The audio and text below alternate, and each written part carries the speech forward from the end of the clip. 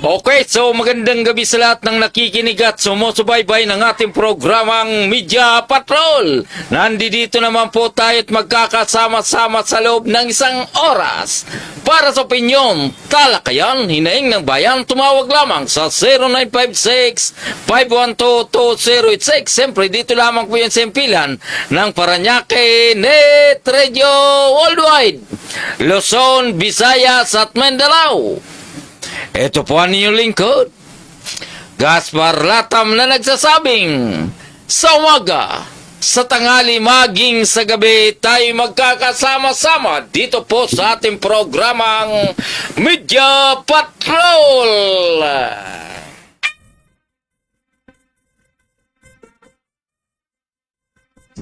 Ngayon po ay May 5, 2026, Martes.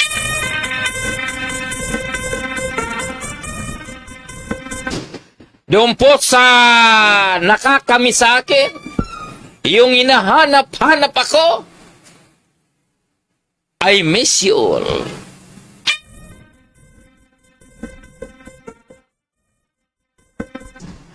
At doon po sa ating mga kabarangay, mga kababayan, yan po sa lugar ng Ponglon, sa lugar ng San Miguel, advance, happy fiesta.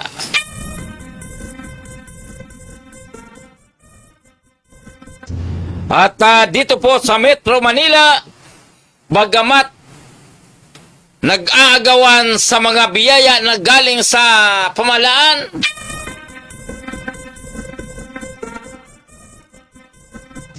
sa usapin ng bigas, sa usapin ng ayuda, sana all.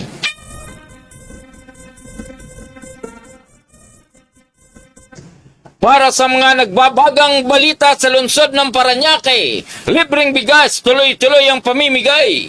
Isang mainit na pagpapasalamat mula sa higit na nangangailangan ang natanggap na lokal na pamahalaan ng lungsod ng Paranaque.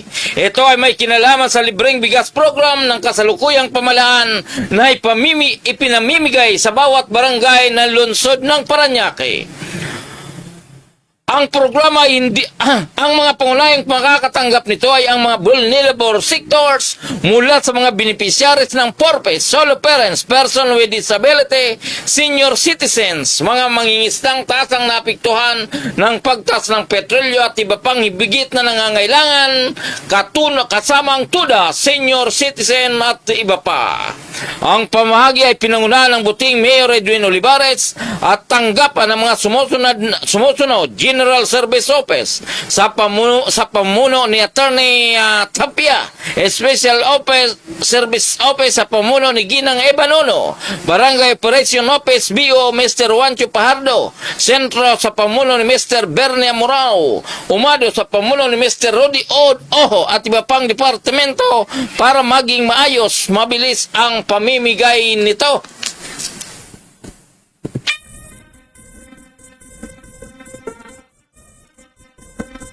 Tuloy-tuloy na po tayo sa ating mga balita. Galing pa rin po dito sa lungsod ng Paranaque.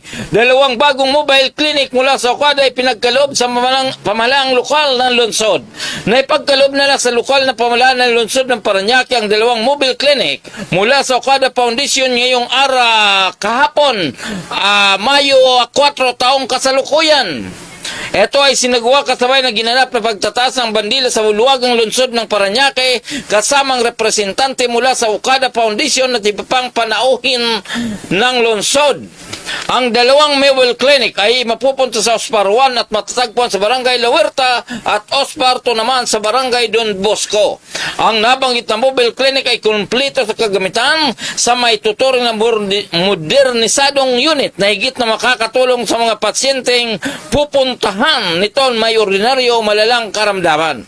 Ang kalusugan ng mamayan ay isa sa mga pangunahing binibigyang prioridad ng pamahalaan lungsod ng Paranaque sa ilalim ng pamuno ng buting Mayor Edwin Olivares. Yan, kanina pa ko nag-ano, wala kang nilalagay.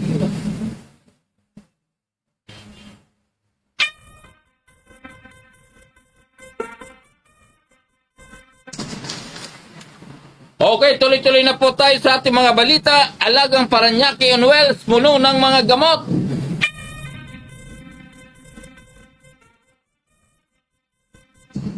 Isang maayos at isang masaya at produktibong araw ng Lunes ang naging mga kaganapan sa lungsod ng Paranaque ngayong ika-4 ng Mayo, 2026. Isang positibong pagtugon na naman ang pamahalaan ng lungsod ng Paranaque ang pagkakaroon ng panibagong serbisyo kasama ng Alagang Paranaqueño on Wells na puno ng mga gamot, at ito po ay arangkada na sa 16 na barangay ng lungsod ng Paranaque. Ito ay gagamitin para sa mga nangangailangan ng gamot sa komunidad na siyang mga miyembro ng health card na nabanggit na lungsod. Ayan po ay ilan lamang sa mga balitang sariwang-sariwa dito po sa lungsod ng Paranaque. Mr. Chairman, patalastas place.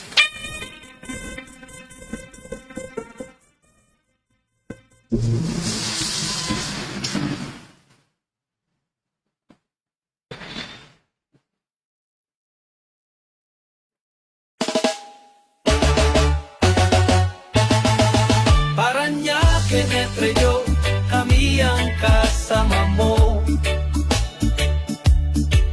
Hatid ay saya't kwento sa bawat panin ng mundo. Kasama si Gaspar Latam, tagapagbalitang tapat. Laging nasa ere, serbisyo ay sapat. Oh, Paranaque Netreo worldwide, boses ng bayan, boses ng mundo. At kasama si Gaspar Latam, laging handang magatid ng totoo sa himpapawid. Boses ay malinaw, balita't musika sa puso'y dumadlaw. Mula sa bayan ng Paranaque hanggang sa dulo ng mundo, dalay pag-asa at ngiti. O Paranaque Netreo, kami ang kasama mo. Hatid ay saya't kwento sa bawat panig ng mundo. Kasama si Gaspar Latam, tagapagbalitang tapat. Laging nasa ere, serbisyo ay sapat. Kwento ng masa, boses ng bawat isa. Makulay na buhay dito ay nagsasama. Walang hadlang, oras o distansya, basta't neto'y bukas, abot namin ang lahat. O Paranaque Netreo, kami ang kasama mo. Hatid ay saya't kwento sa bawat panig ng mundo. Kasama si Gaspar Latam, tagapagbalitang tapat. Laging nasa ere, serbisyo ay sapat. Ko'y Paranaque Netreo worldwide, boses ng bayan, boses ng mundo. Pagkasama si Gaspar Latam, laging handang magatid ng totoo.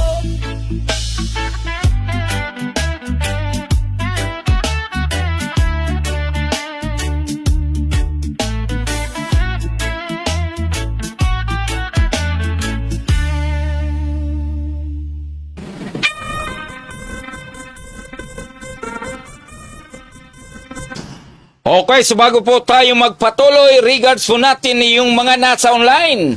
Ito pong si Digitosong Gonzaga. Nasa kasalukuyan ay nandiyan po sa Negros. Ganon din po ang ating idol, dating punong barangay captain. Ito pong si Mr. Francisco Paquet de la Cruz. Siya po ay dating Conselor of the City of Paranaque, and of course, ito pong si Nonoy Kulot. Aba naman talaga. At ito pong si Janet Pasqua. At ito pong iba pang mga nasa online. Magandang gabi po sa inyong lahat.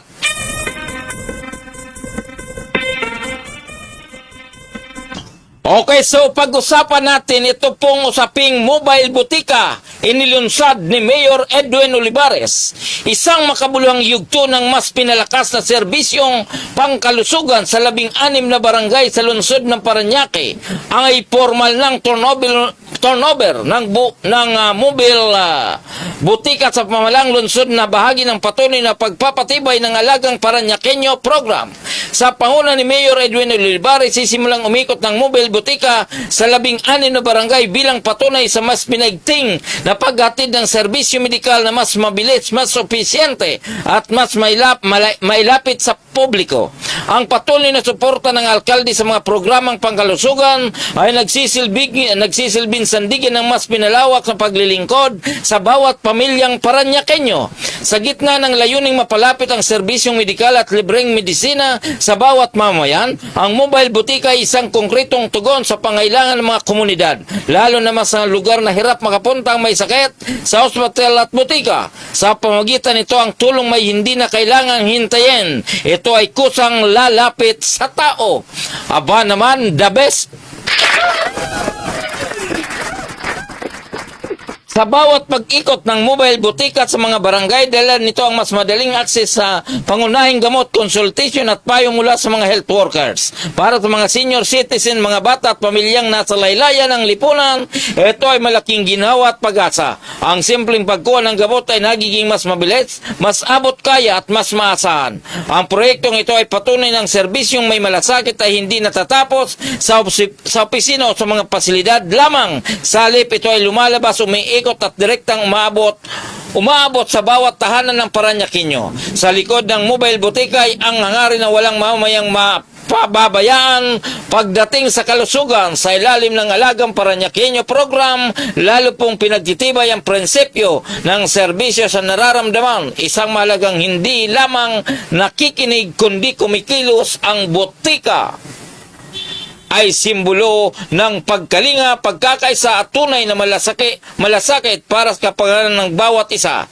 Habang patuloy itong maglilingkod sa mga komunidad, inaasahang mas marami pang pamilyang mabibigyan ng agarang tulong medikal at suporta. Sa bawat gamot may pamamahagi, bawat pasyenteng natutulungan, mas lalo pang lumalakas ang pundasyon ng isang malusog, mas maunlad at mas pagkakaisang Alagang Parañaqueño.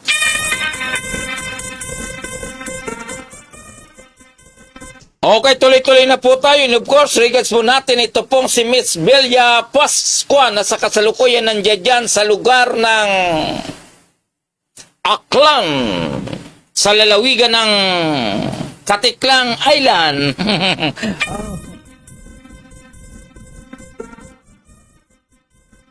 Regards po natin itong si Bel, ha?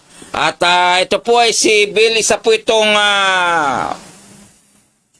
talentadong teacher. Siya po ay isa po siyang teacher diyan po sa lugar ng Kalibo, Aklan. Okay, so doon po sa ating mga kababayan, batay po sa binasa natin na serbisyo dito po sa lungsod ng Parañaque, wala na pong question sa usapin ng kalusugan. Una, nabanggit ko nga po na dito po sa lungsod ng Parañaque, may dalawa na po ritong ospital, pampublikong pagamutan. Nandito po sa lugar ng La Huerta ang isa, yung Osparwan. Yung isa naman po ay nasa Osparto sa barangay Don Bosco. At ang pasilidad po nito at ang mga doktor po ay talagang kompleto, Ricardos.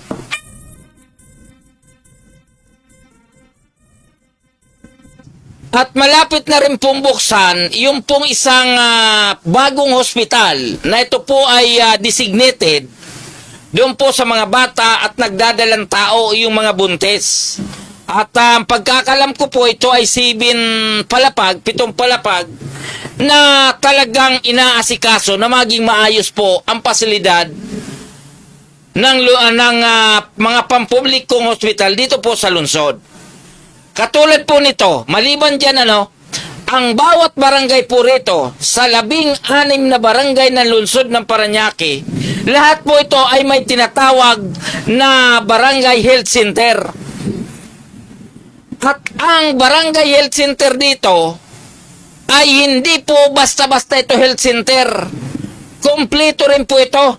May doktor, may nurse, may midwife, at mga medical practitioner at workers na talaga naman tugma o angkop doon po sa komunidad. Ngayon, ang tanong, sa inyong palagay, may naiiwanan pa ba? Oo, di ba? Ngayon, umabot pa ito, dumating na po itong mobile butika inilunsad ni Mayor Edwin Olivares. Maliban po doon sa mga health center na yan, napakarami pa pong ginagawang medical mission. Dito po sa iba't ibang lugar, sa lungsod ng Parañaque, palakpakan po natin.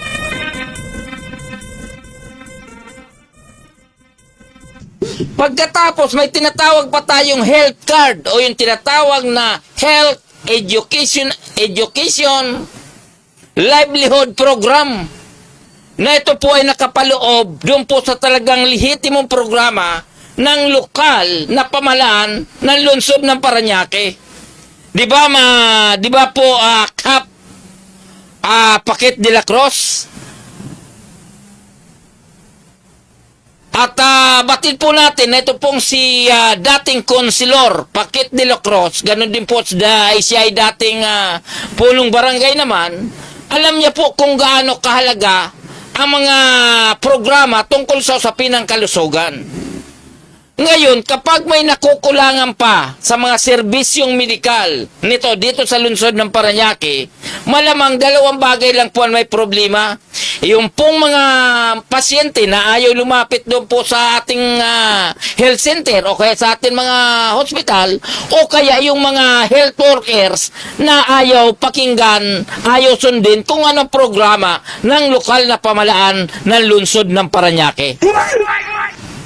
Opo, kaya ako sa totoo lang inuulit ng inyong lingkod na ang programa ng lokal na pamahalaan sa ilalim po ng pamumuno ng lokal na pamahalaan ng lungsod ng Parañaque, Mayor Edwin Olivares, kung tutusin, sobra-sobra na po ito. Ikukumpara sa iba? Pero kung may nakukulangan pa sa mga programang ito, doon po sa ating mga kababayan, yung pong mga nasa komunidad, lalong-lalo na po yun sa depreserias, kung kayo ay sinusupladuhan, kung kayo ay hindi pinapansin, kung hindi po kayo nabibigyan ng serbisyong medikal, pumunta po kayo sa office ni Mayor Edwin Olivares at isumbong nyo kung sino ang mga yon. Di ba? Kasi hindi po dapat na supposed to be, dapat kahit sinong pumunta sa health center, dapat asikasuhin. Ngayon, kung binibigyan nyo naman ng schedule, Lunes iba, Martes iba, Merkules iba, ayusin nyo ang schedule. Kasi mahirap na yan. Sa Lunes, para sa pidya. Sa Martes, para sa buntis. Merkules para sa lolo. Yung iba, hindi ko na alam. Yung po ay nabanggit natin. Dahil may mga nagre-reklamo pa rin na di umano, bla bla bla, ay hindi ko na po tanggap yan. Dahil ang inyo pong lingkod naniniwala na sa usapin ng serbisyong medikal pagdating sa lungsod ng Parañaque, tiba-tiba na. Okay, tuloy-tuloy na po tayo sa ating mga balita. Agarang tulong at pagdamay sa mga nasunugan sa dilarama sa barangay B.E. Homes. Alam natin kung gaano kahirap ang mawala ng tahanan at biglang pagkawala ng tirahan. Maaari at mga ari-araian, alalang pinaghirapan at tiningatan sa mahabang panahon. Isang napakabigat na pagsubok ito para sa bawat pamilyang napiktuhan. Sa gitna ng trahedyang sinapit ng ating mga kababayang nasunugan sa Dilarama, Barangay Bay Homes, agad na rumisponde ang ating lokal na pamahalaan sa pangunan ni Mayor Edwin Olivares upang maghatid ng agarang tulong at pagdamay. Personal na nakiramay at tumulong ang ating punong lungsod upang matyak ang bawat pamilyang napektuhan ay mabibigyan ng kinakailangang suporta. Agad na pinagkalob ng mga relief goods, pagkain at iba pang pangunahing pangailangan, gayon din ang tulong para sa pansamantalang panunuluyan ng mga mawalan ng bahay. Patuloy rito ng koordinasyon sa iba't ibang tanggapan ng lungsod upang masigurong tuloy-tuloy ang mayuda at hindi mapabayaan ng ating mga kababayan sa kanilang pagbangon. Sa mga ganitong pagkakataon, higit na umiral ang diwa ng bayanihan, ang sama-samang pagtulong at pagdadamayan ng bawat isa. Ang malasakit ng pamahalaan sa pangunan ni Mayor Edwin Olivares kasama ang suporta ng komunidad ay nagsisilbing lakas at pag-asa para sa pamilyang nagsisimulang muli.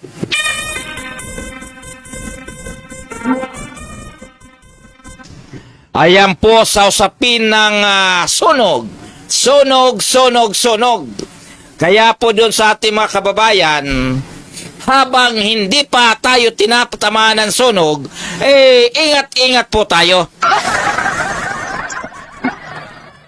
Dahil kapag nagkakaroon po ng sunog, katulad po dyan po sa Sitio Dilarama, sa Barangay BF Homes, na halos kulang-kulang 200 kabahayan ang natupok, ay talagang sobra dagok. Dahil alam po natin na kapag nasunugan, ay talagang natutupok ang ating mga pinaghirapan, ang ating pinagpaguran sa loob ng napakatagal na panahon.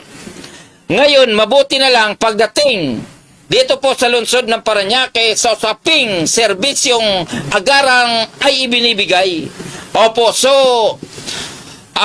doon po sa ating mga kababayan, dahil tag-init pa ngayon, katulad kanina, talagang halos tayo ay natupok din dahil sa sobrang init. Ang inyo pong lingkod ay nahilo-hilo din nang tayo po ay maglakad-lakad sa labas. Okay, tuloy-tuloy na po tayo sa ating mga balita. Ginanap noong Abril 22 talagang memorandum of understanding para sa mas pinalakas na kaligtasan ng Parañaqueño nilagdaan na. Ginanap noong April 22, 2026 ang ika-10 Nation Builders and Muslim Awards sa Okada, Manila, kung saan parangalan ng mga individual, organisasyon at kumpanyang may natatanging ambag sa sustainable social responsibility at governance sa mga haliging mahalaga sa paghubog ng may responsableng kinabukasan. Inaasang dadalo ang mahigit 1,000 panauhin mula sa iba't ibang sektor. At ito po ang sinasabi na nagkaroon po ng memorandum of understanding para sa mas pinalakas na kaligtasan ng mga Parañaqueño dito po sa lungsod ng Parañaque. Okay, doon po sa ating mga kaibigan, Luzon, Visayas at Mindanao. Ang oras po natin ay ganap ng alas 9:14 ng gabi. Dito lamang po yan sa ating programang Media Patrol sa impilan ng Parañaque Net Radio Worldwide.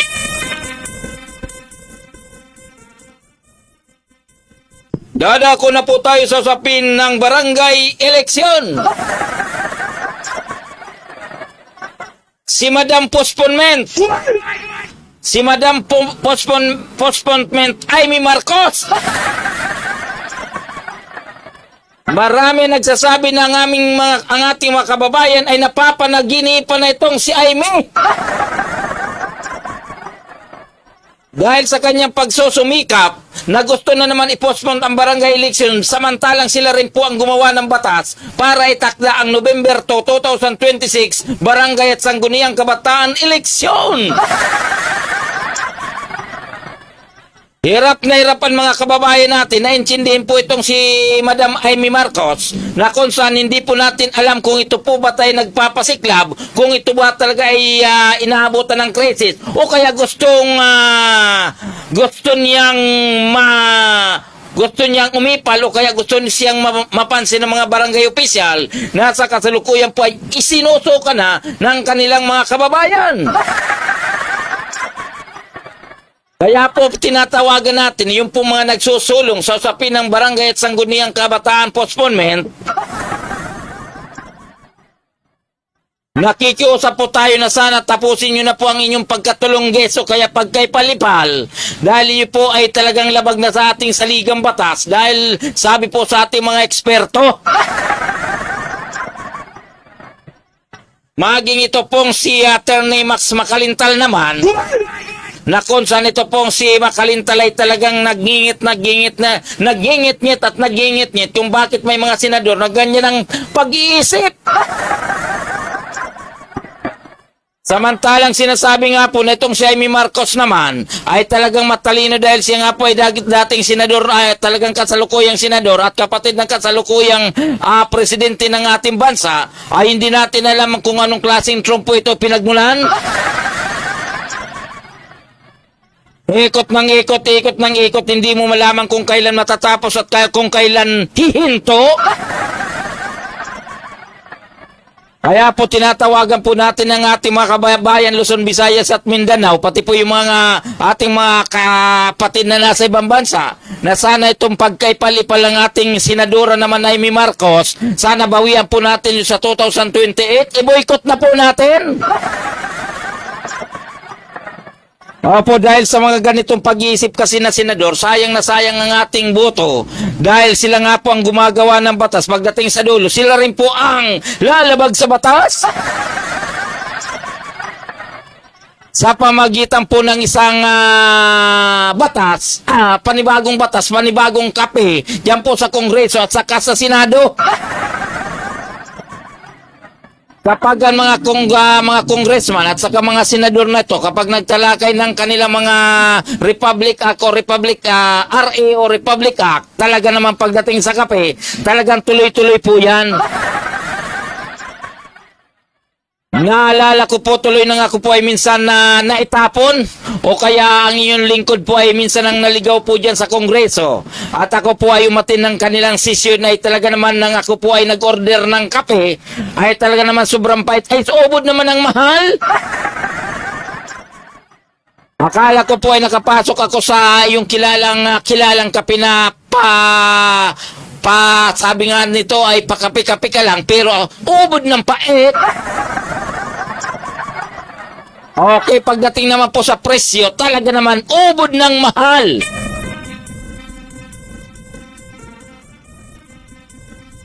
Ito pong programa natin ay dinadaan na lang po natin sa patawa-tawa pero ang totoo niya, napapanaginipan ko na po itong si Amy Marcos hanggang sa 2028. Hindi na po magbabago ang aking isip na talagang hindi ko po siya papansanin kahit gaano siya kaganda. O dahil si Manay Amy Marcos, nang kami po ay nang ito po ay makita ko dito sa lungsod ng Parañaque, bagamat ito po ay talagang senior citizen na, pero kapag siya po ay nagsasalita, talagang kahanga-hanga dahil sa kanyang galing. O pero nang siya po ay umipal uli, ayan po ako ay nawalan ng gana. Okay, doon po sa atin mga kaibigan Luzon, Visayas at Mindanao. Ang oras po natin ay ganap ng alas 9:19 ng gabi. Dito lamang po yan sa impilan ng Parañaque Net Radio Worldwide.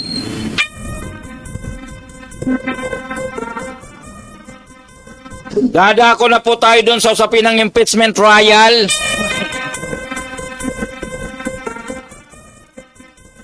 Ano po ba ang pinakalitis na balita sa impeachment trial na kung saan ito po ay talagang ito po ay talagang ikakasa na po dyan sa Kongreso. At sinasabi nga po dahil sa mahigit diba talagang marami ang congressman ngayon, no? More or less mahigit 300 ang congressman natin. Kailangan daw lang po tila 1/3 lang ang kailangan upang ang impeachment ni sa labang kay Vice President Sara Duterte ay may tuloy na po sa Senado. Ang problema nga po ay hindi pa nagbubutuhan diyan po sa Kongreso ay may mga umiipal na. Opo, ano po bang mga umiipal na ito? Ito po mga individual o yung mga aswasongot na talagang gusto po nilang i-pressure yung pong ating mga walang paninindigang congressman na kapag sila daw po ay bumoto pabor sa impeachment ni Vice President Sara Duterte, sila po ay iboboykot ng isang sekta. Ito po ang sikta na ito po ang sikta na to, ito po yung tinitikis. Ito pong mga miyembro nila at hindi binibigyan ng kalayaan. Opo, so ito na nga lang po ang pag-asa ng mga mahihirap na pagdating po doon sa botohan ay kailangan po na magkaroon po siya ng independenteng kaisipan at magkaroon din po siya ng independenteng pagpili kung sino ang kanyang napupusuan. Pero ang siktang ito ay tila walang pakundangan. Gusto nilang tikisan ang utak ng tao. Kailangan nilang tikisin ang boto ng tao. Opo, ang sinasabi nga po ng ating mga papasaway, kapag pumabor ang mga kongres na o mga mambabatas maging sa kongreso at sa Senado, ay ibuboykot daw sila forever. Opo, ito po ay bastusin.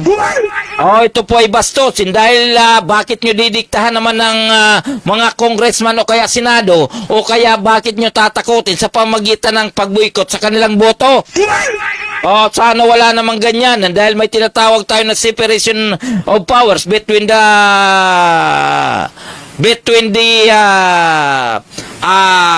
religion and the government naman.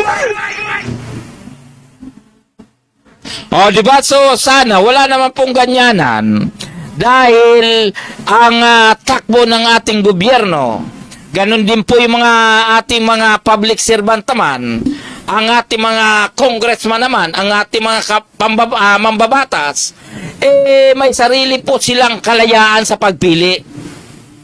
Ngayon, dito naman po sa usapin sa Kongreso, nakita nyo naman kung kayo po ay nanunood sa ginawang proseso kung paano talaga ikasa yung impeachment trial laban po sa ating VP President naman, itong Sara Duterte, ay talagang pinagbigyan naman ang kampo ni Vice President.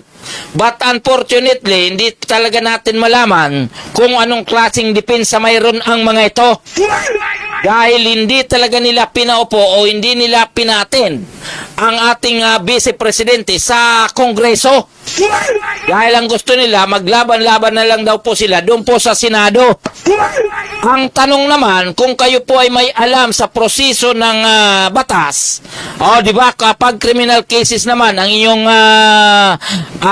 kinakaharap, may tinatawag yan na sa usapin ng prosecutor, di ba? Kapag hindi po kayo magkaroon ng reply o hindi kayo magpakita sa prosecutor, malamang at malamang kayo po ay makakasauhan. Yun naman po ay bisik. Ngayon, pagdating naman po sa MTC or Metropolitan Trial Court o maging sa Regional Trial Court, kapag kayo po ay patulog-tulog yan, kapag hindi po kayo magpresenta ng mga ebidensya, pagkatapos hindi nyo iharap ang inyong witness o ang inyong kliyente, malamang kayo po ay matatauhan na kayo po ay matatalo. Ngayon, kung inaasahan ng kampo ni Gloria, kampo ni BP Sara, ay ang pag-asa nila ang Senado, dahil ang Senado naman ay 24 members lang naman yan, more or less, kailangan yata na makakuha na halos 16 votes para po ma-impeach itong si Manay Sara Duterte. Sana hindi po yung kampi-kampi ang umiral. Dahil kayo naman po ay mambabatas, kayo po ay mga hukom. Pagdating po sa impeachment trial, sana matawa naman po itong aking iniidolo, na ito pong aking idol na si Robin Padilla, na hindi pa nga po nagsisimula ang trial dyan po sa Senado, ay tila nagngingit-ngit na talagang haharangin daw nila ang impeachment trial laban kay Sara. Ang tanong, tama po bang ginagawa ng ating kasalukuyang senador na ito pong si Robin Padilla? Dahil alam naman po natin, ito pong si Robin Padilla ay talagang magandang lalaki po ito, katulad po ng inyong lingkod.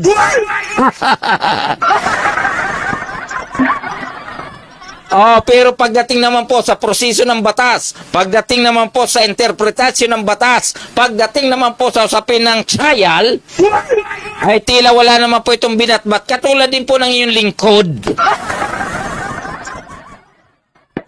Kaya lang mahirap yung nakakahawa. Dahil ito pong si Robin Padilla, kapag ito po ay inyong kaharap at kausap, nakakahawa po ito. Nakakahawa po ito sa kanyang galing, na kung saan talagang kahit Benz Daluyan, Eh, kung ano po ang kanyang ipinaglalaban, iyon po ang gusto niyang patunayan na siya po ay tama. Oh, hindi man lang po ito gumaya sa ating kasalukuyan senador na ito pong si Lito Idol Lapid. At gusto ko pong ipalam sa inyo, bago ko po naging idolo si Robin Padilla, mas nauna ko pong naging idolo, ito pong si Lito Lapid, na sa kasalukuyan siya po ay senador naman. Oh, na ito pong si Lito Lapid, pag ganyan-ganyan lang po yan, pero hindi po siya senador na ipal. Oh, hindi po siya masyado papansin. Hindi po katulad nito pong si Robin Padilla na sa kasalukuyan po siyang mayawak ng Committee of Constitution naman, na kung saan hindi naman po siya isang abogado. At ngayon po ay siya po ay magiging judge. Diyan po sa impeachment trial labang kay Vice President Sara Duterte, aywan ko lang kung ano mangyari sa kanyang di mga desisyon. Oh, pero wala na po tayong magagawa dyan, senador yan, di ba? Palakpakan na lang po natin yan bilang senador. Oh, pero pagdating sa trial naman,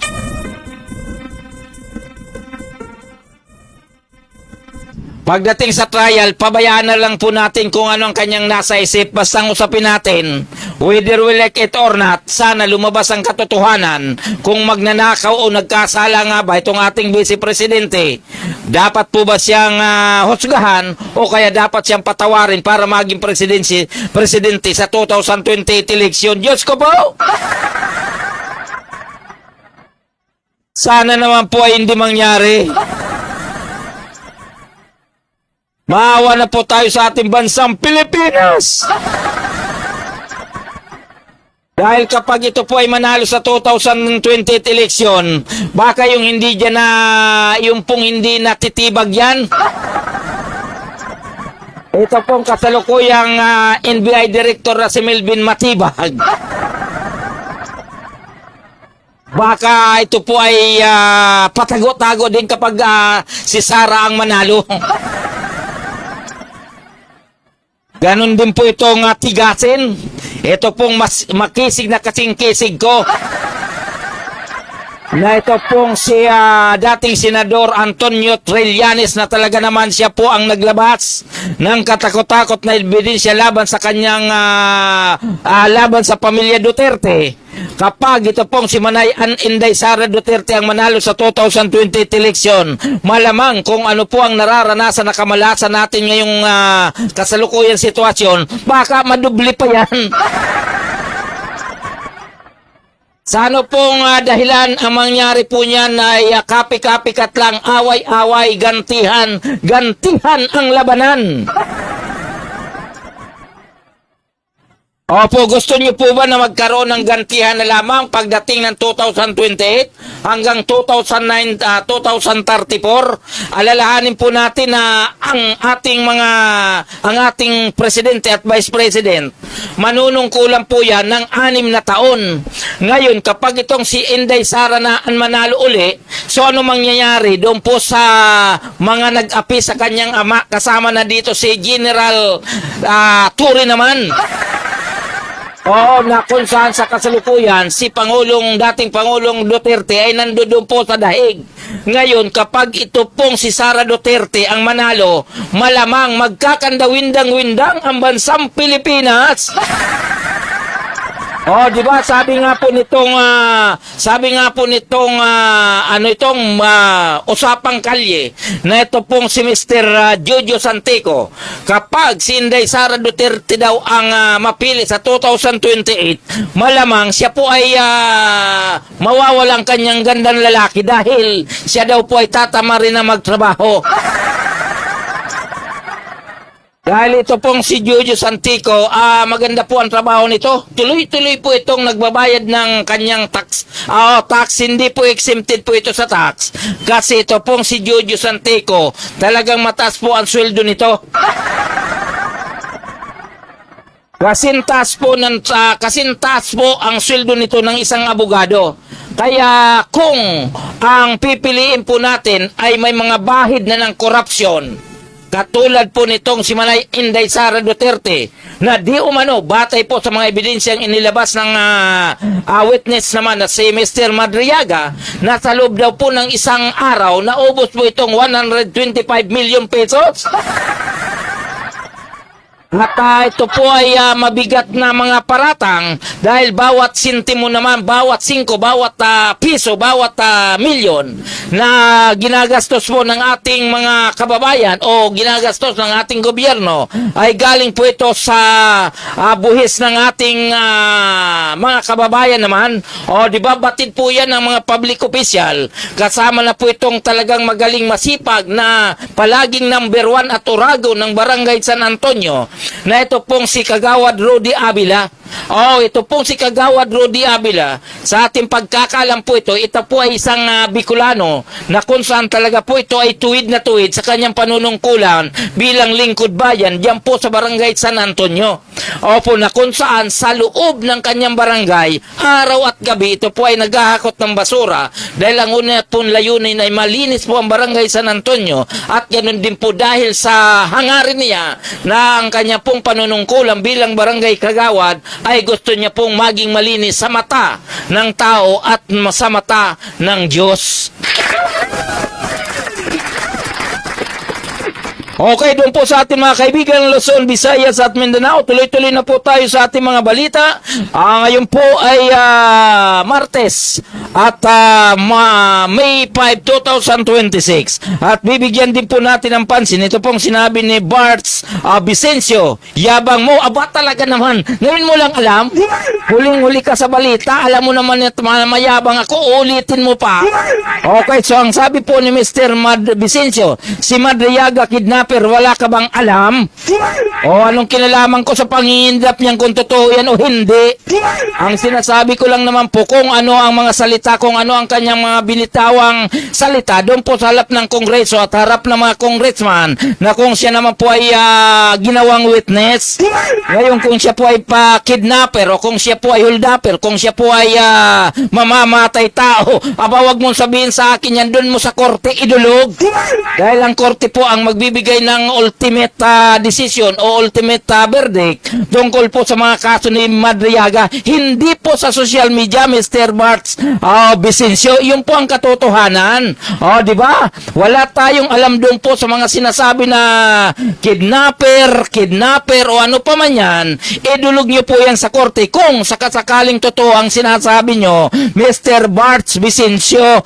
Naliwanagan ka na pagdating sa usapin ng kaso, idulog mo yan sa korte, hindi sa akin.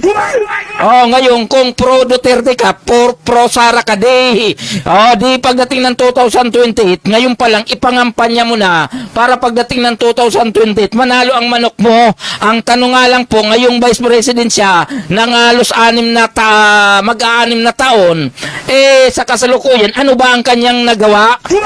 Kung talagang magaling yan, kung talagang sabi nga po, kung siya po ay walang tinatago, humarap siya doon sa katotohanan. Humarap po siya sa Kongreso during the preliminary investigation. Diyan po sa Kongreso. Hindi po kasi Vice President ka President ka ng Republika ng Pilipinas. Pagdating, ayaw mong humarap. Bakit? Bakit ayaw mong humarap? Mabuti pa itong si Mr. Barts Vicencio. Ay humarap at tawag dito, ay nagpakita ng suporta dito po sa ating programa. Kaya lang po ang kanyang comment ay talagang pro Sara. Okay, doon po sa ating mga kaibigan Luzon, Visayas at Mindanao. Ang oras po natin na ganap ng alas 9:35 ng gabi. Dito lamang po yan sa impilan ng Paranaque Net Radio Worldwide. Mr. Chairman Patalastas Place.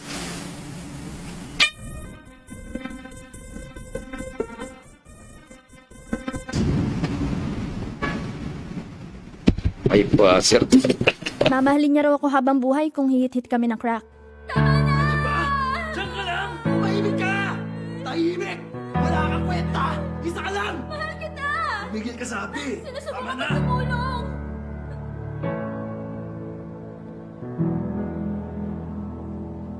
Asan ang pera? Oo, ito na. Bakit mo siya tinatanong? Ha? Tignan natin. Sige. Kwenta. Pulis to! Sumuko na kayo! Meron kami warrant! Sumuko na kayo!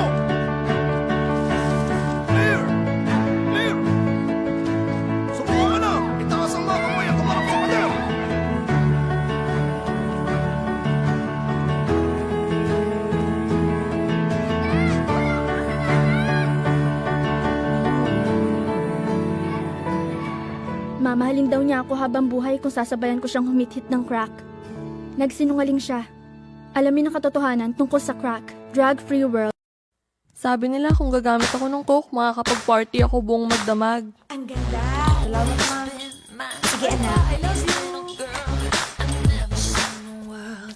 Mag-enjoy tayo mamaya.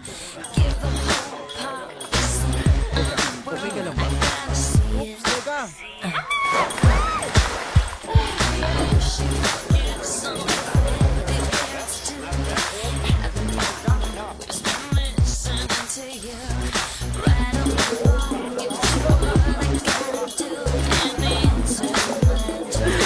Sige na girl, bilis. Buksan mo na to.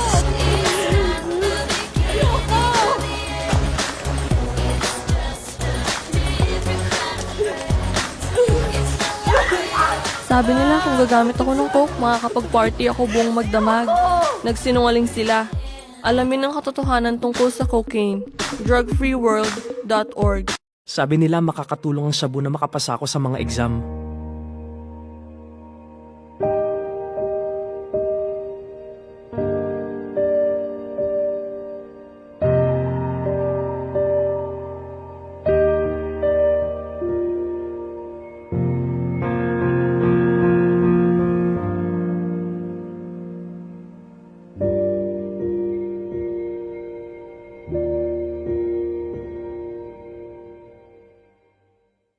Ayan, okay. So, tuloy-tuloy na po tayo. Ang oras po natin ay ganap ng alas 9:38 ng gabi. Yung pong mga nasa online, regards ko po kayo, ha? At tuloy-tuloy na po tayo. At iwanan po natin yung sausapin ng impeachment trial laban po sa ating Vice President Sara Duterte at bahala na po sa kanya ang Senado. Ngayon, kapag siya po ay nakaligtas, siya po ay magiging kandidato sa 2028, tayo naman po ay nasa demokratikong proseso. Kung siya po ay magwagi, di laban. Okay, so at dadako na po tayo sa usapin ng kandidato. Ang posible pong maging kandidato sa 2028. Siyempre, ang nangunguna po dyan, si Inday Sara Duterte. Bakit may lumabas sa ganyan?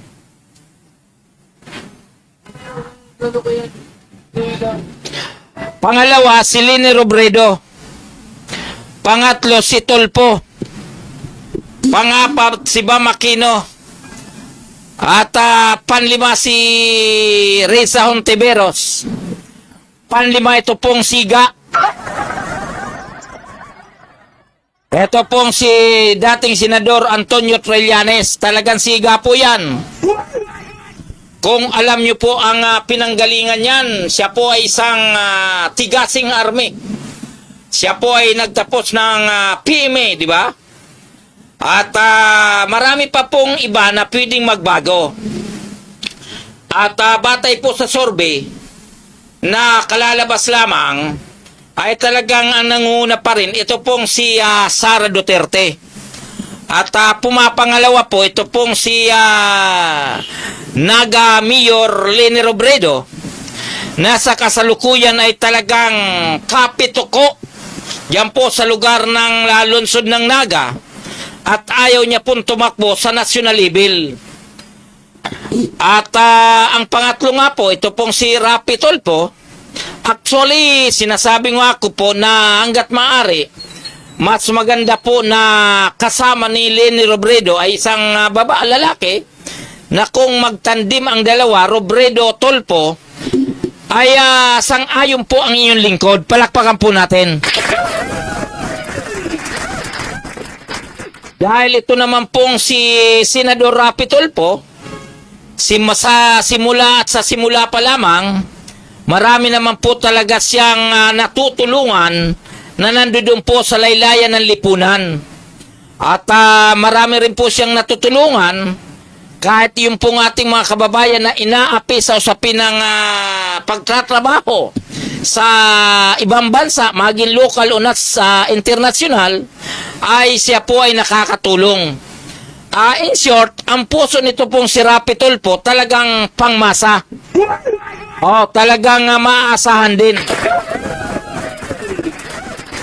At ito naman po sa usapin naman ng ating magiging presidente kung sakali na ito pong si Mayor Lene Robredo ay hindi po natin kayang tawaran ng kakayanan po nito dahil ito po ay talagang veterano rin po sa usapin ng serbisyo dahil ang kanya pong ama na yung pong namayapang DILG Secretary Robredo naman at pangalawa po siya po ay isang abogado, pangatlo siya po ay naging mambabatas naman at pang-apat siya po ay nakatapos naman bilang Vice President ng ating bansa. At sa usapin ng pinag-aralan, no question po tayo sa kanyang pinag-aralan, no question po tayo sa kanyang dignidad na napakataas po talaga. At ang maganda po rito ay hindi po siya nagnanais na magkaroon ng ganti-gantihan system.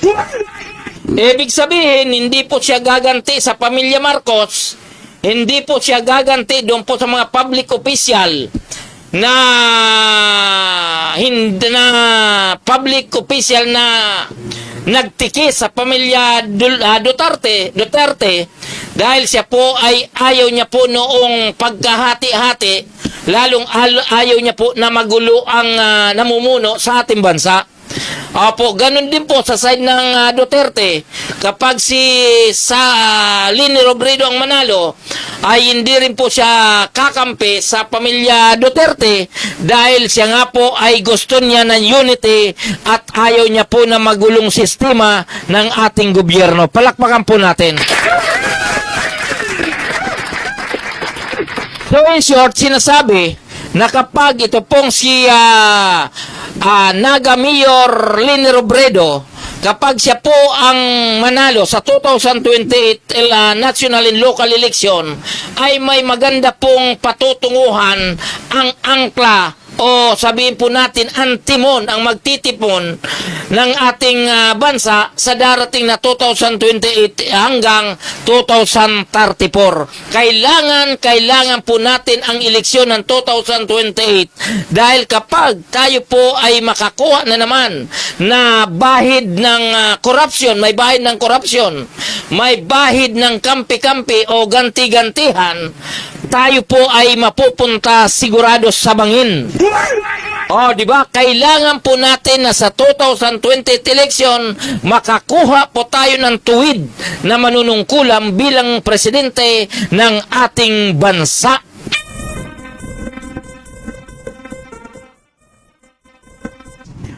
Yun po ang pananaw ng inyong lingkod. Pananaw na panalo pagdating sa dulo.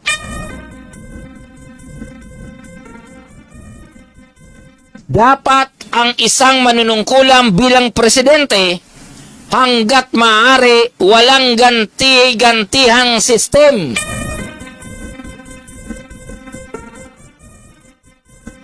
Hanggat maaari walang bahid ng korupsyon.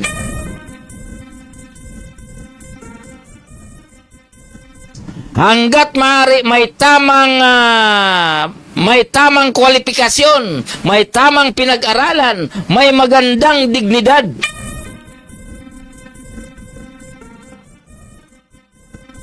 Walang bahid ng kasamaan, walang bahid ng korupsyon, maliban na lang kung kayo ay atakihin ng mga aso-aso ng kanya-kanyang politiko.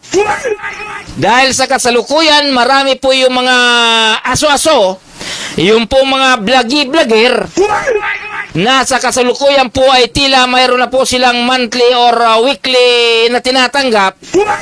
Doon po sa mga politiko na wala pong ibang ginagawa kundi sumira na mga taong gusto magserbisyo sa bayan na may magandang dignidad at may magandang reputasyon sa kaniyang pamilya. Mahirap sa kasalukuyan, mahirap po dahil marami na pong nagpapagamit para sirain ang isang matinong tao, lalong-lalo na po sa usapin ng pagsiserbisyo sa bayan.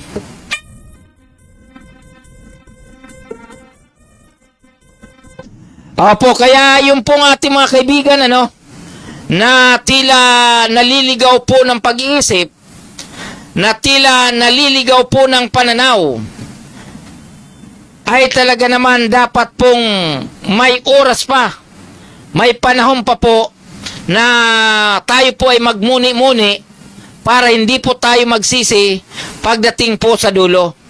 Dahil napakahirap lagi na during the election tayo po ay pumipili, pero pagdating po sa dulo, tayo po ay talo. Katulad ng nangyari dito po sa nung 2022 election, na tayo po ay nagsama-sama sa isang unit team. O, di ba, ang unit team sa pamagitan po ni Pangulong Ferdinand Marcos Jr. at saka po nitong si Manay Inday Sara Duterte, sila po ay nagsama sa ilalim po ng tinatawag na unit team.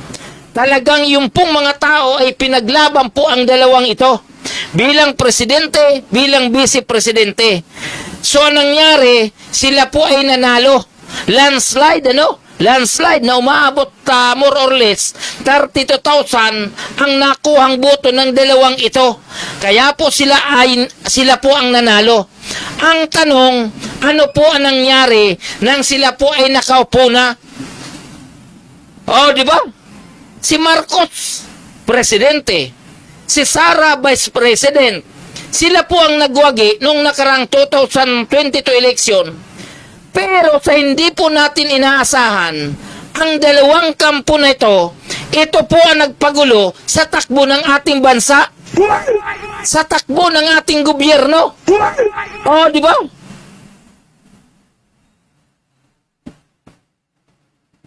Ito po ang problema natin.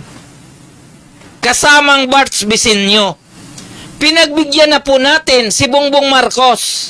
Pinagbigyan na natin si Sara Duterte doon po sa ilalim ng unit team noong eleksyon 2022. Pero akala natin sila na ang bibigay na magandang imahin ng ating bansa. Akala ko po si Bongbong Marcos, yung pong sa usapin ng agrikultura, akala po natin ito ay maaayos na.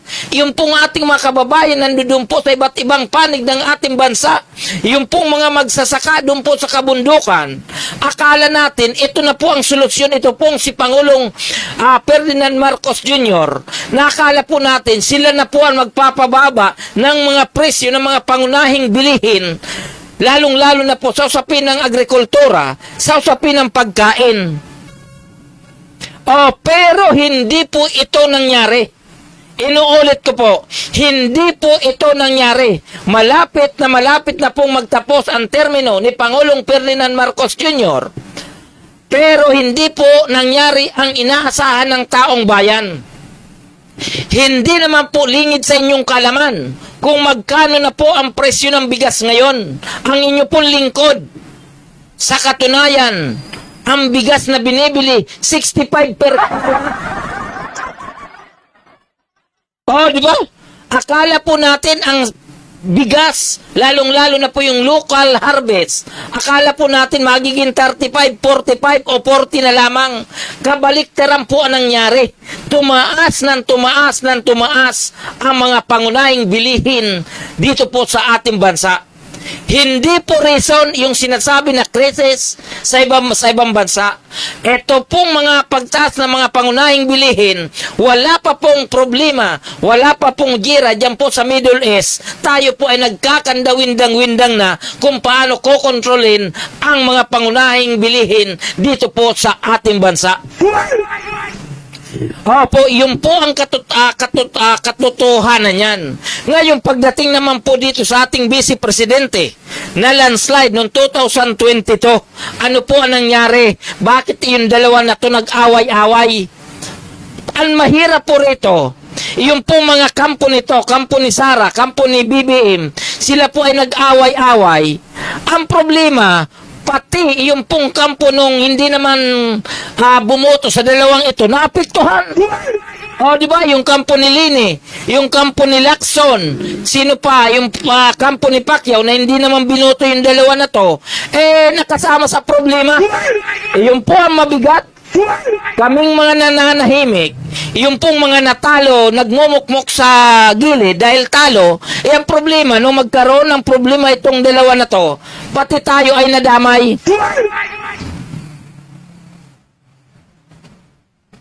Yun po ang naging problema natin. Kaya po, ako po ay isang Juan de la Cruz, isa pong Bicolano. Tayo, bawat isa sa atin ay naghahangad na sana maging maayos ang takbo ng ating gobyerno from national, local to barangay level. Opo, pero hindi nangyari. Di ba? Nakakaawa nga kung tutusin. Yung dating administration sa pangunguna ni Pangulong Duterte na sa kasalukuyan po ay matagal nang nagbabakasyon sa dahig. Nagbabakasyon sa dahig. Dahil hindi na po siya nakakauwi. Diba yung programa niya tungkol po doon sa ipinagbabawal na droga sa ilalim ng Republic Act 9165 o tinatawag na Comprehensive Dangerous Acts of 2002. Ano po ang nangyari sa programa? Noong panahon ni Pangulong Duterte, talagang masigasig yung pong pag-osig doon po sa mga drug poster, drug user o yung mga drug cartel.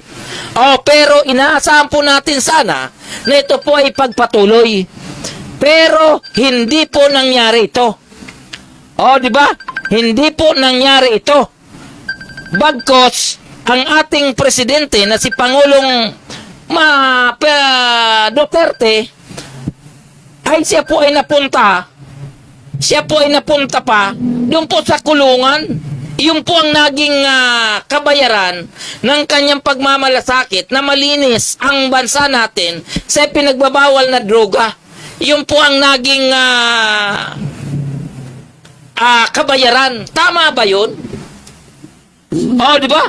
Ngayon, makikita nyo po, yung mga kabataan, wala na pong takot.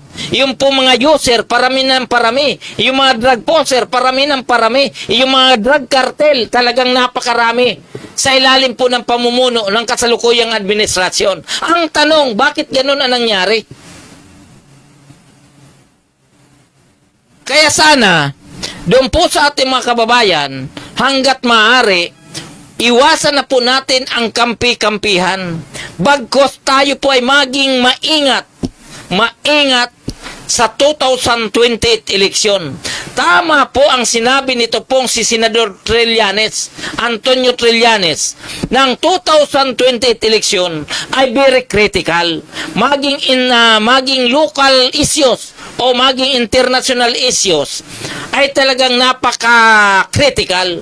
Dahil sa kasalukuyan, hindi pa rin po lingid sa inyong kalaman na ang ating bansa ay talagang nasa gitna ng masalimuot na sitwasyon, lalong-lalo na po dyan sa West Philippine Sea. Kapag hindi po natin ito matimbang, hindi po natin ito maayos sa isang iglap, baka tayo ay magkaroon na malaking problema.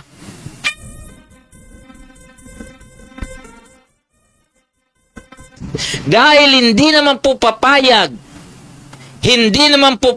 ang ating bansa na basta na lang po tayo titikisin ng dabuhalang pasaway na bansang China, diyan po sa usapin ng West Philippine Sea. Ang tagal-tagal na pong problema diyan. Di ba? Ang sabi nga po nila, lalong-lalo na po yung mga pasaway. Bakit ang Amerika palaging nakikisawsaw sa ating bansa? Bakit ang Amerika ay nagdadala ng iba't ibang uri ng mga malalakas na armas dito po sa ating bansa? Bakit? Paulit-ulit natin sinasabi, may magagawa ba tayo kapag tayo ay pinasok ng malaking bansa?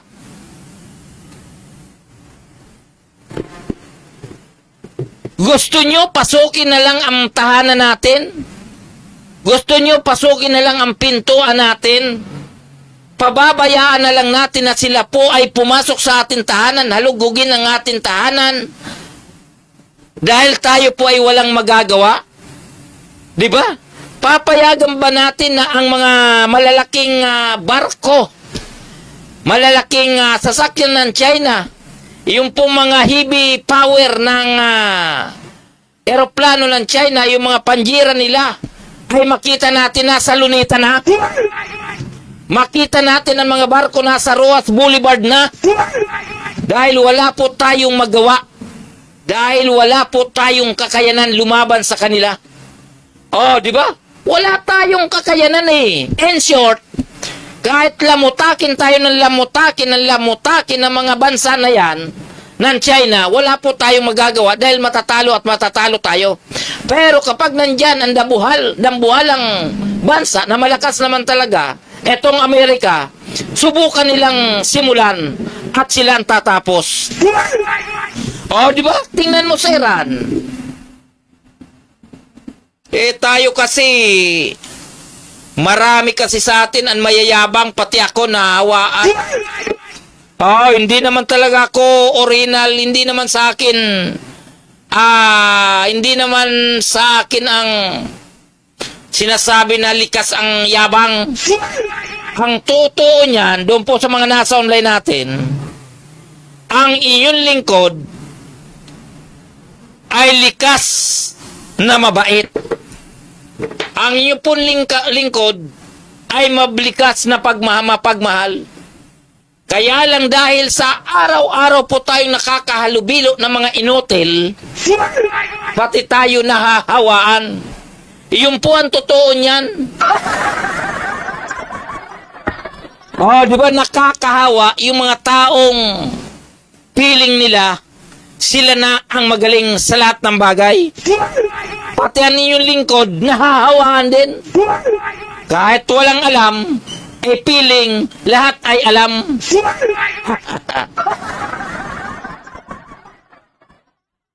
Okay, doon po sa atin mga kaibigan, Luzon, Visayas at Mindanao, ang oras po natin ay ganap ng alas 9:58 ng gabi. Malapit na po tayo magtapos. At yung pong mga hindi ko po nabati inuulit ko. Yung pong hindi ko po nabati at sa kasalukuyan ay nasa online, pagpasensyahan nyo na po. Ang importante, nakita nyo na po ako at higit sa lahat, kung kayo po ay mag-share ng aking programa, siguradong bukas babatiin ko na kayo. Lalong-lalo na po itong si Mr. Bart Vicencio, matapang si Erwin Tolpo. Opo, kaya lang alam nyo naman, si Erwin Tolpo, matapang po yan. Batid natin yan eh. Kasing tapang po yan ni Rapi. Kasing tapang yan ni Mon. Kasing tapang nung isa pa niya pang kapatid. Pero ang tanong, sino ba talaga ang dapat maging vice presidente para pagdating ng 2034, gusto ko maging presidente na ang Tolpo. Di ba? Ngayon, kung si Erwin Tolpo ang maging vice presidente natin, wala pong masama. Ang importante manalo. Kasi matapang pagdating ng 2020 election ay kinapos sa boto, sayang ng tapang. Pagdating naman kay Rapi Tolpo, medyo sympathizer o tawag dito yung naninimbang lagi. Kung siya naman po ay manalo, di kay Rapi na tayo. Ngayon, pagdating sa presidente, inuulit ko, sana, wag na yung galing sa kampo ng Duterte, wag na po galing doon sa kampo ng Marcos. Kasi ang nakakatakot po rito, nakatawid na tayo sa 2020 to 2028 administrasyon na puro away ang ating inaabot, baka ito po ay tumawid pa sa 2028 hanggang 2034, away-away pa rin. Malas-malas pa rin.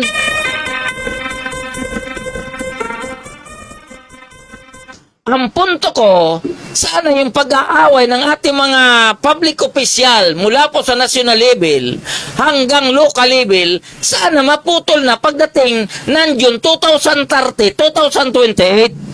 Huwag na pong patawarin sa July 1, 2028 hanggang July 30, 2034. Kasi po, mamalasin at mamalasin na naman tayo. Kapag puro gantihan ang mangyari, pumili tayo nung higit na karapat-dapat na wala pong ibang nakapokus ang sentro ng kanyang administrasyon ay palaguin ang ekonomiya ng ating bansa para ng ating mga kababayan ay lahat magkaroon ng hanap buhay. Hindi po yung puro ayuda. Oh, sawang-sawa na tayo sa ayuda. AYEX, AKAP, tupad, porpes, libreng bigas. Ang problema, puro gastos ang gobyerno, puro utang ang gobyerno. Doon pa lang po sa tubo ng utang ng gobyerno, dapang-dapa na tayo. Di ba? Sana makakuha tayo na isang presidente na instead mangutang ay magbayad ng utang. Di ba? Katulad ng mga ibang local official na dati-rati may utang ang kanilang syudad, nang sila po ay nakaupo, nabayaran po ang pagkakautang. Iyon po ang dapat nating hanapin. Yung marunong mag-utang, marunong magbayad ng pagkakautang ng Pilipinas. Hindi po yung nasa higit 18 trillion na ang utang natin. Pagkatapos magbagong presidente, uutang at uutang naman. Pagdating sa dulo,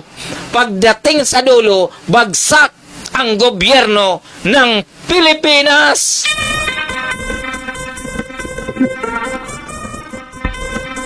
Doon po sa mga ating mga kababayan na pagpasensyahan nyo na dahil ang inyo pong lingkod na mamaos na.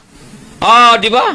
Namamaos na po ako doon po sa mga tinalakay ko dahil ang inyo pong lingkod ay tumataas ang boses dahil nga po sa gusto po natin magising tayo sa katotohanan. Iyon lang naman po ang hinihingi ng iyong lingkod. Bawasan na po natin ang puro away. Pwede ba yun? Okay, doon po sa atin mga kaibigan malapit na po tayo magtapos. Yung pong mga kasama po natin sa Paranaque Net Radio Worldwide, Media Patrol, Ratsala News, Express Paranaque News, PDMSI, ganun din po doon sa ating mga kaibigan dito po sa lugar ng Metro Manila, dyan po sa Kamanaba area, and of course dito po sa Calabarzon, maging dyan po sa lalawigan ng Rizal. Regards ko po kayo. Ganun din po ang ating mga kasama dyan po sa City Government of Paranaque, sa panguna po ng buting Mayor Edwin Olivares, Vice Mayor Binjo Bernabé, Congressman Eric Olivares, at lahat pong department heads. Ganun din po sa Paranaque Anti-Drug Abuse Office, sa panguna po ng butihing Officer in Charge Mr. Christian Johannes Buhay, at iba pa. Regards ko po kayo. Okay, so doon po sa ating mga kabarangay, dyan po sa lugar ng San Miguel Tigaon, Camarines Sur, ganun din po dyan sa lugar ng Punglon. Fiesta po bukas, so binabati ko po kayo ng happy fiesta. At bagamat ang inyo pong lingkod ay hindi makauwi dahil sa ating trabaho at wala rin po tayong pang-uwi, kinukumusta po kayo ng happy fiesta. Okay, doon po sa atin mga kaibigan, Luzon, Visayas at Mindanao. Ito po ang iyong lingkod, Gaspar Latam, na nagsasabing sa umaga, sa tanghali, maging sa gabi, Manay Lini, Manay Aimee Marcos, sana magbago ka na para hindi ako bagungutin. Okay, doon po sa ating mga kaibigan, Luzon, Visayas at Mindanao. Ito po ang iyong lingkod, Gaspar Latam, nagsasabing sa umaga, sa tanghali, maging sa gabi, tayo magkakasama-sama dito po sa ating programang Media Patrol. Bye-bye. God bless us all. Bye-bye.